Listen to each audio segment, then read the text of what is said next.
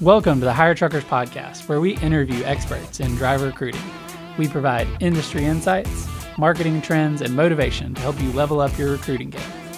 Welcome to the Hire Truckers Podcast. I'm your host, Ginger Craddock.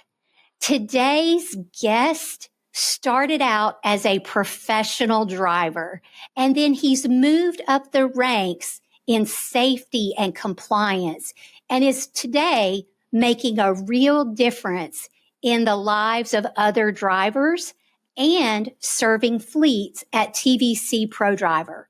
So today's podcast guest is Brian Runnels, the Director of Safety and Compliance at TVC Pro-driver. Welcome, Brian.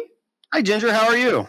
Great. I heard your presentation at the Ari Garrison Safety Summit, and I immediately came up to you after the presentation and said, Brian, I would love to bring your story to the Hire Truckers Podcast. So thank you so much for your yes. I can't wait for our audience to hear your story and your success within the industry. Sure, absolutely. Can't wait to tell it. Excellent. So as I kind of alluded to in the intro, Brian, you began your career behind the wheel. So what originally drew you to trucking? And how did that evolve into a leadership role in safety and in compliance? Well, actually, if you want to go even farther back than that, I started wrenching on trucks when I was about 18. My dad was a driver. My mom was a driver. So it was kind of just going into the family business. I didn't really have anywhere else to go. But yeah, it started. I went behind the wheel in 1992, stayed there until the end of 2011. And then from that point on, was very, very lucky and blessed to the last 6 or 7 years I drove, did some really good things for that company, won some awards, did different things, and got noticed by the VP of safety there. And he pulled me off the road and put me in a safety position. And that's how it all started. It was a great learning experience. That was a fantastic company. It was Gordon Trucking back in the day. They were purchased in 2014 by Heartland Express. But when they were Gordon, it was a very, very good structured safety department. So I learned a lot of good habits there. And that have pretty much carried me through the way I do things all the way up to this point. So very happy with the way that turned out. That's incredible. And I love, we know the pain point that the industry is feeling with having really good quality mechanics and technicians. And knowing that you started out wrenching and then went to the driver role, went to the safety piece, each of those, no doubt, has informed each next step. So let's start with what lessons from the time as a driver still shape how you approach safety and compliance today? Well, there was the biggest lesson for me was really it sounds so simple, is the space management that can either make or break your career. And at one point, and I'm very lucky that it wasn't in today's litigious society and things like that, but I rolled a truck over because of lack of spatial awareness and not reacting the right way, and ended up hurting people. It's a whole much longer story than we have time to get into, but from that point forward, things definitely changed. I was about 2 years into my career. It was 1996. And like I said, way different societal pressures now with a crash like that. You look at it now and my goodness, I could have gone to jail. Nobody died, thank God. But, I could have gone to jail for just the lack of attention that I had. And I was able to, and you can't even do it now. I was able to go to traffic school for the ticket that I received and was able to get back behind the wheel, which is a scary thought in itself, but I was, and then went 2 million miles without scratching the paint on anything. And it was just a simple lesson of knowing what's going on around you and really giving, we hear all the time that a four-wheeler or another driver is going to do something crazy or stupid.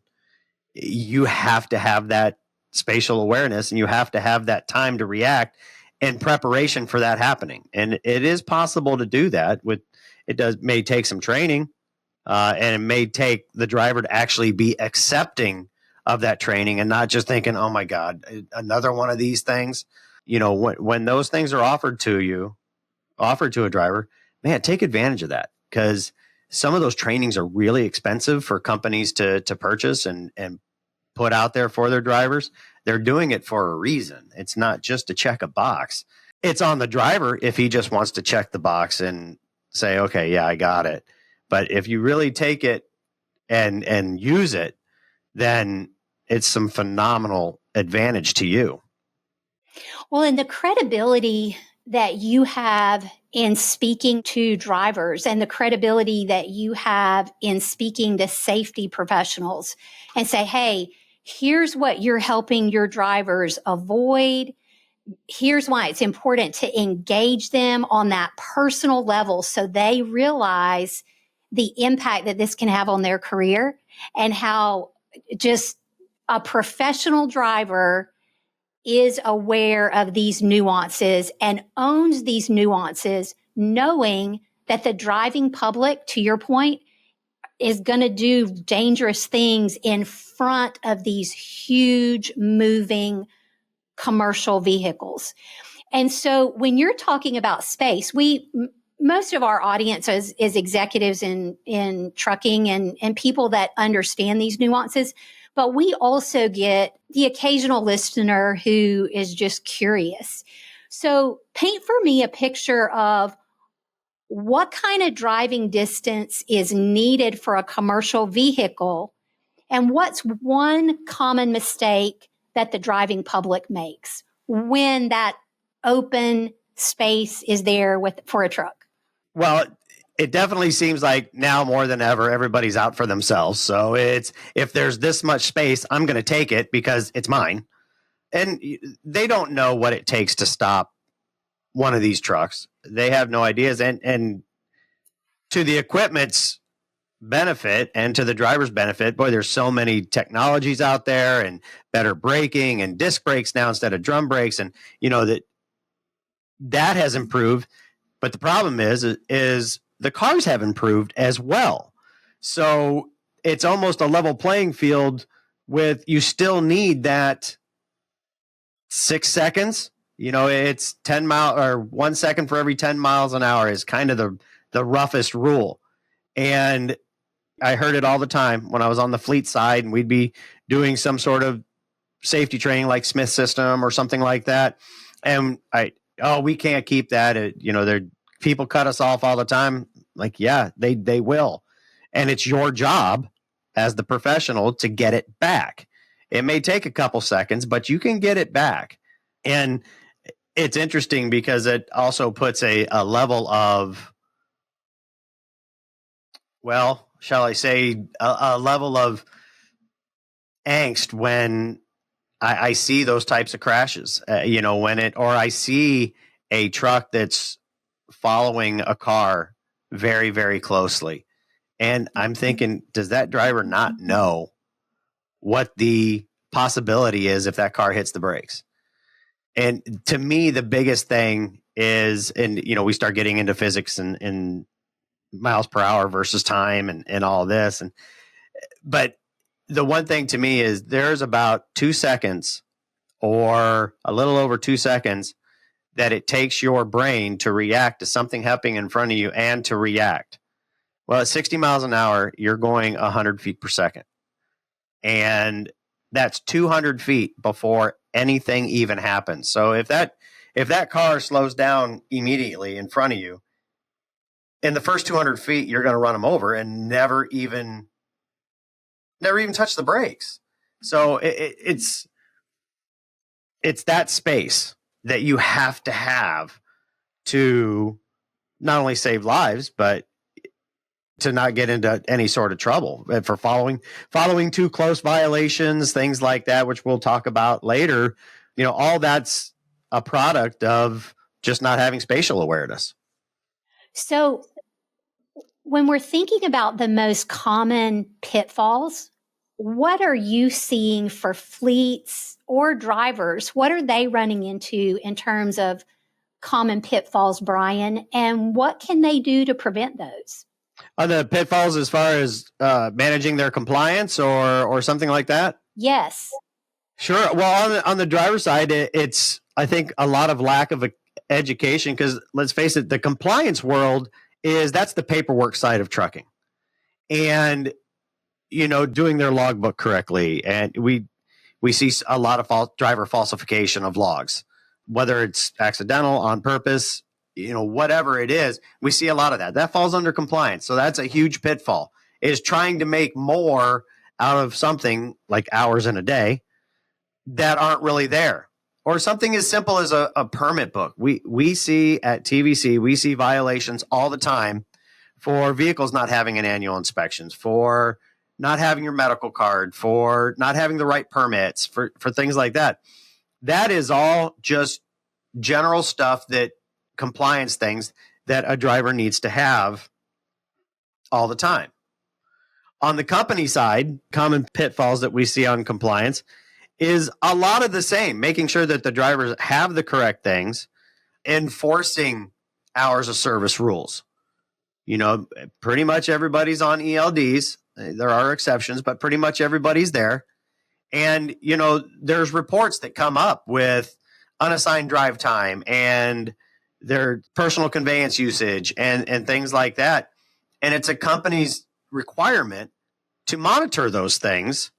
And, whether it's coaching, whether it's progressive discipline, whether, whatever that looks like to correct that issue, that is something that they should be doing. So I see that being a common pitfall, if it's not the manpower to do it, or, hey, we got to get that load there, reason to do it, or maybe just a lack of education on that end. Because, one of the things that we had talked about previously was that transition from driver to safety. And I was very, very lucky to have an incredible support system and education system to teach me the right things to do that. I'm sure there are drivers that come off the road that want to move into a position like safety, and they get thrown to the wolves and learn as they go. And that's very, very difficult for no other reason than just trying to keep on top of the compliance part of things. Whether it's DQ files, hours of service, permitting, all those different things. It's a full-time deal just to do that. And now you haven't even started talking about doing safety, because safety and compliance are completely two different things, and they have to be handled separately. So when the light bulb went off for me when you said safety and compliance are two different things. So help our audience understand what the difference is between these two. I thought you explained that really well. Yeah. So like I said, the compliance thing is the paperwork side. A lot of that is files and paperwork and things like that. That is the rules that you have to live by to operate a trucking company or to drive for a trucking company. Safety is your proactive measures to keep from having violations, citations, crashes, bad roadside inspections, things like that. Those are the things that you do to prevent those bad things from happening. So compliance is a more of a reactive side. Safety is a true proactive side of the trucking industry. That explanation is gold. And so we want safe drivers. They are the elite drivers in the space. And so I know TVC Pro-driver offers things to help fleets in these areas that we're talking about. Can you give an overview of what you guys offer that supports both the driver and the fleet operations? Sure. So first, let me say TVC is a membership-based organization where it's set up as an auto club. So drivers will join from whether it's through their fleet or there's some sort of setup there. And then what that does is it supplies drivers primarily with legal resources in case they get some sort of civil infraction out on the road. And, it in a perfect world, nobody ever needs that. But realistically, it does happen and happens often. So we have a network of roughly 7,000 attorneys that are nationwide and all the different jurisdictions in Canada as well. And if a driver receives a citation, they can go to, we can have one of the attorneys go to court for them and help them out with that. On the backside of it, we have a team at TVC that handles any data queues that are affiliated with that citation. So we take care of that once the citation is done. My team also does work with violations on inspection reports that there are no citation to.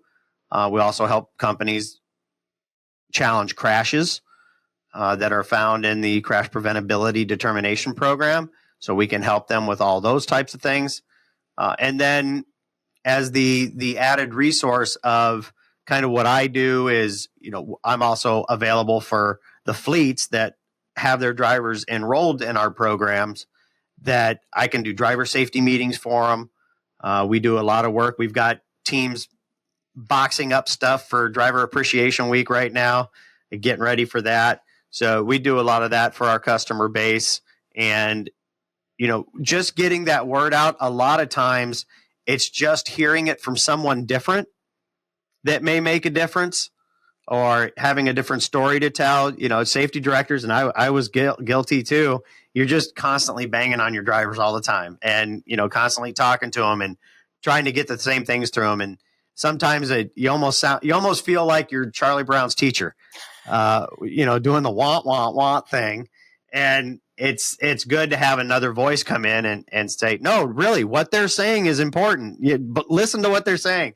So that's some of the stuff we do. We have some resources that we can get, fleets, but that's kind of the additional bonus that we provide on the safety side. I saw that in real time at the safety summit. Your ability to affirm and encourage and challenge and cast vision for the safety professionals, like the way that you connected it to your personal story and the work that they're doing as safety professionals, helping their drivers. Like, it was incredible. I could see the light come on in the room, not just for myself and the things I'm learning as a vendor, but for the safety professionals that are in it every day. That personal connection that you made and just the tools that you shared with them, I saw the light coming on and they felt helped, empowered. That was some of the feedback that I got from the safety professionals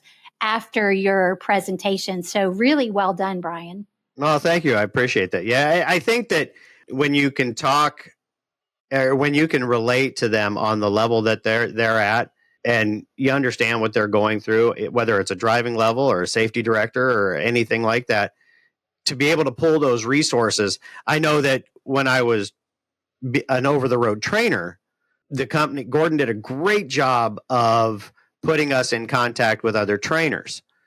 And we were able to reach out to other trainers and say, look, I just can't get through to this guy. I've tried this. Maybe it's a backing issue. And, I've done all the tricks that I know. And I could call one of our other trainers. I say, all right, I've tried all these. What else you got? And they would try this. Okay. And sure enough, it would work. Well, now instead of being angry that someone had a better idea than now I've actually got that bullet in my gun too. That instead of having 4 things to try, now I got 5 things to try. And if you can take that, whether you're a driver or in safety or anywhere, really, if you can take that and just add it to what you already have, instead of being threatened by someone having a better idea than you, then you can do a lot when it comes to safety, because then you can relate to more people. 100%. And man, we are rowing in the same direction to, put more safe drivers, equip more safe drivers on the road. And man, it's a team win. And you've painted that picture really well, that you're able to affirm someone else and say, hey, thank you for that pro tip. But then to your point, you've also expanded what's in your tool belt to help the next driver, and how that multiplies over time and raises the level for the entire industry, the entire team. And I love that you're collaborative in that way. Now we just got to get the industry to do it all together. That's right. That's right. And I believe that we're on a mission to do that in some of these things that we are a part of, bigger picture. Now let's take a minute to thank today's sponsor. Do you hire truck drivers in hard to fill areas, or do you need help creating efficiency in your recruiting department? You're not alone. With 50 plus years experience, Trucking Clicks specializes in data-driven strategies, industry-leading customer experience, and custom solutions that'll get you to your goal. Trucking Clicks is your go-to place for high-quality, direct leads at scale. Visit truckingclicks.com or call 512-982-0816 today. So that brings me to my next question around technology. There's a lot of conversation around technology. So what role does technology like the ELDs, the dash cams, and data analytics play in building a safer, more compliant fleet today? Quite honestly, that answer is it depends. It depends on what you're doing with that data and doing with that information. You know, there is so much being thrown, especially at a safety director or a safety team, so much data coming in that they're really, unless you've got a full team to manage this, which some of the bigger companies have that. You get down to I say smaller, probably less than 200, 150 trucks, something like that. Now your safety department's getting smaller and smaller and smaller, and there's still a ton of data coming in from those 150 trucks. It's so important to find what that data point is that you need to focus on, because you don't want to just let a whole bunch of stuff not get checked on or discussed because you're on one data point, but you do have to pick out, okay, what is the most likely to cause a crash? What is the most likely to cause violations in this area of the country? You know, I live in Indianapolis. Indiana's, the state patrol here is famous for writing unsafe driving violations on an inspection report. And you know that, okay, by studying that data that you have coming in, those trucks that are in this area, you really got to focus on their speed. So you got to talk to them about that. The cameras are the other thing. If a company is not coaching on the camera footage they're receiving, first of all, you got to filter out the noise, because there's so much stuff that would come in. There's ways to filter out some of that noise to where you're just working with the actionable items. So many of the camera vendors and stuff, they're set up for self-coaching and different things like that, and take advantage of that. But, once you coach on those cameras, it's been proven that the fleets do improve. And I'm not saying one vendor's better than the other. They all say that same thing, that if you coach on it, the fleets get better. And quite honestly, if you have that stuff and you're not coaching on it, and you're not using it, that is going to open you up to some litigation maybe in the future that you don't want to be opened up to. So, if you have it, you better be using it, and you better be documenting what you're using, because the data is good. The technologies are good. The cameras are great for the most part. And even when they're not great and shows something that is not to your benefit, at least maybe it can be taken care of quicker, because there's no argument of fault. There's no argument of preventability. Okay, we're gonna pay this. Let's pay it. So that's something that and the technology is just getting better. The things that are on trucks now are amazing. The question I have is, are drivers trained on how to use that stuff, and why does that stuff react like it does? If you don't understand that, then you don't understand why it's doing what it's doing. That's probably some sort of driver behavior that needs to be corrected. Well, and that connection that you made with the data on the coaching, if you use the data to coach and extrapolating out what the highest, you used a word that I know is really important. Explain for our audience accident versus crash. Yeah, I have such a problem with the word accident because there are no accidents. Somebody messed up. Somewhere along the line, someone made a mistake that caused a crash. That's why, the feds call it the crash preventability determination program. It's not the accident preventability. Let's call things what they are. And yeah, the word accident just, I don't know. It's one of those, maybe not silly things, but it's just one of those things that twists me funny that it's not an accident. Stop saying that it is. Whether it was somebody else or whether it was you, someone caused a crash. And I wish we would just get to calling it what it truly is. Well, and when I think about my personal driving behavior, after you and I had that conversation, accident versus crash, and I was digesting just the incredible content from the Safety Summit, I began to ask myself the question, what are the practices that I'm doing on the road? Because I logged 3,000 miles in 10 days in my personal vehicle. It's the nature. I love transportation for many reasons, and my time on the road is part of it.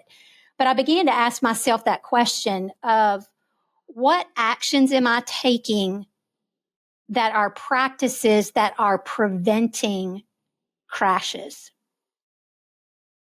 Ask yourself that question. It improved some driving moments just because I challenged myself by asking the question differently to myself. And if I can the person in the mirror is the hardest person for me to manage. And so working on that, I encourage everyone in our audience, professional drivers, support people in the industry, whoever you are, ask yourself, when I'm on the road, what actions am I taking to prevent crashes? Because we all can improve the experience on the road and we all can improve safety on the road. So that brings me to my next question. How do you balance the need for strict compliance with the everyday realities and pressures that our drivers are facing on the road? On the compliance side, quite honestly, it's most often companies don't have the resources to hire somebody else to continue their compliance efforts. The automation of compliance stuff has come so far. And if you can really take advantage of those types of softwares and things like that, which, it's interesting. I've been into many, many companies when I was doing loss control on the insurance side. And I'd ask them about some of their processes and some of their softwares that they're using and stuff like that. And they have a particular recruiting software or driver management software, and they're using it to about 20% of its capabilities because at the time, it was just an important thing to get it in there and get it on. And number one, they're paying for stuff that they're not using, which is mind-blowing. But if you actually start using the software that you already have, now all of a sudden, okay, it's managing all my DQ files. It's managing this. It's managing my drug and alcohol program. It's doing all this. Now that stuff is off of a compliance person's desk. Now maybe you can start making a transition to having them do safety work.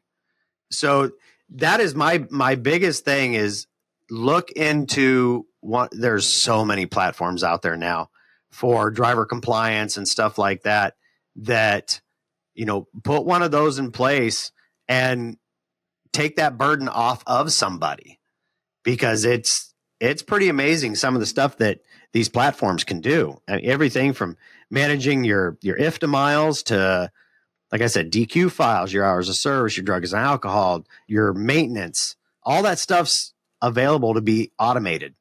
Automate as much as you can. And the automation, then I hear what you're saying, opens up opportunity for those professionals to focus more on the safety side for their drivers. That's key. Right. Exactly. And so for drivers and professionals in our industry looking to move up in their career into this safety role, what advice would you give for stepping into a role like yours, Brian? No, it's a great step to take. At the time, for me, it was, it was time to be off the road and take advantage of some of the stuff that I'd worked really hard to do on the driving side. My advice is learn as much as you can. Don't just sit there and monitor DQ files or whatever it is. Actually reach out. There's so many resources now to get education, and a lot of them are free. There's a ton of different podcasts. There's a ton of different resources online that you can get really, really good information. Heck, you can get a lot of stuff from the FMCSA's website. That is a huge benefit. And if you're on the free plug for them, the FMCSA Safety Planner, if you've never used it, use it. It really is the regulations for dummies. Those 4 Dummies books that came out years ago. The Safety Planner does that. It really takes a lot of the jargon out. There's a forms library in there. There's all sorts of information in there, and that is one of the great tools to use. And then be involved. If the company you work for is a part of an association of some sort, like a state association or something like that, oftentimes that is a very, very good resource to get information and education as well. That's incredible. Excellent pro tips. Thank you so much. So for fleets wanting to know more about the services that you offer at TVC Pro-driver, where can they connect with you, Brian?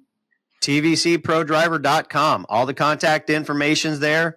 Everything we offer is on there. Actually, and then the safety stuff on the back end where we're doing driver meetings and things like that. That's just something as a fleet you can talk to your rep about, and we can get you guys set up on doing things like that. Listen, Brian, thank you so much for your time today. I'm always on the lookout for industry professionals that are doing what I call expanding the mountaintop of leadership. They're industry professionals that are leveling up what is delivered in our industry. And Brian, I deeply appreciate that you are one of those professionals that is expanding the mountaintop of leadership and just improving driver safety and supporting and equipping drivers, supporting and equipping fleets. Thank you so much for the work that you're doing. Of course. Thanks for having me on. I really appreciate it, Ginger. Thank you for joining us today. Our goal with the Hire Truckers podcast is to provide industry insights, marketing trends, and motivation to level up your recruiting game. If we added value, take a few seconds to share this with your network. Have a great week.